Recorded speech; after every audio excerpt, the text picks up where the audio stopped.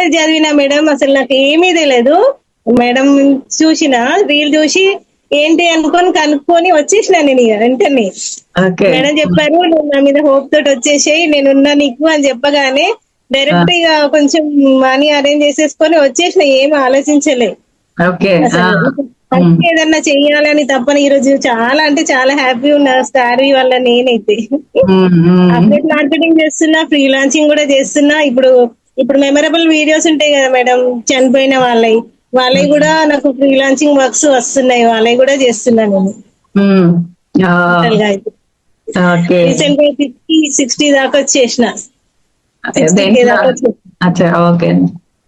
Super. Madam హ్మ్. Real గా చాలా హ్యాపీ. Thank you madam. మీకైతే నిజంగా నేనైతే సంతోషం అయితే పట్టలేకపోతున్నా మీతోటి ఈ రోజు మాట్లాడుతున్నందుకు కూడా.